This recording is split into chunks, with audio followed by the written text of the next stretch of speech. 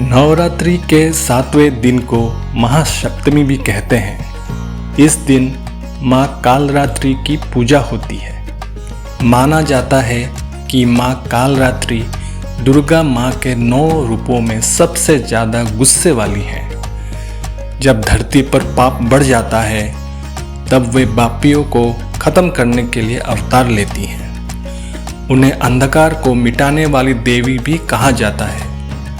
जो भक्त उनकी पूजा करते हैं उन पर माँ कालरात्रि हमेशा दयालु रहती हैं और उन्हें अकाल मृत्यु का डर नहीं रहता। आइए जानते हैं कि नवरात्रि के 7वें दिन माँ कालरात्रि की पूजा कैसे करें, उन्हें क्या भोग लगाएं और इस दिन का क्या महत्व है। नवरात्रि में 7वें दिन माँ कालरात्रि की पूजा का महत्व है। उनका नाम कालरात्रि है, जिसका अर्थ है अंधेरी रात। यह नाम उनके भयानक रूप को दर्शाता है। जब माँ कालरात्रि क्रोधित होती हैं तो उनका रूप बहुत विकराल हो जाता है। माँ कालरात्रि का रंग काला होता है। उनके बाल खुले और बिखरे हुए होते हैं। यह रूप अंधकार का प्रतीक है। उनके गले में मुंड माला होती है जो बिजली की तरह चमकती है।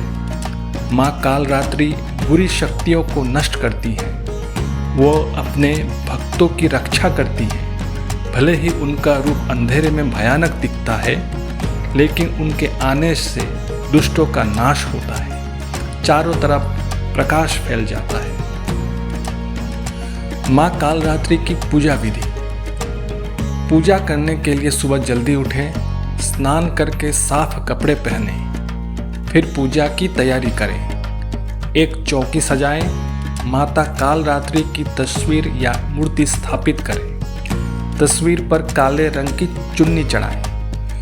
इसके बाद माता को रोली, अक्षत, दीप और धूप दिखाएं।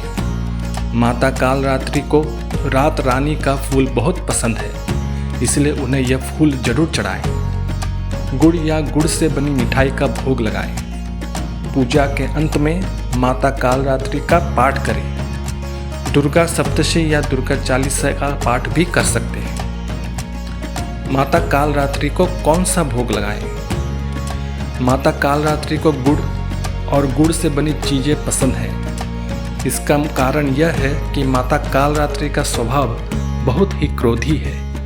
क्रोध की ऊष्मा को शीतलता में बदलने के लिए मीठे आहार की आवश्यकता होती है।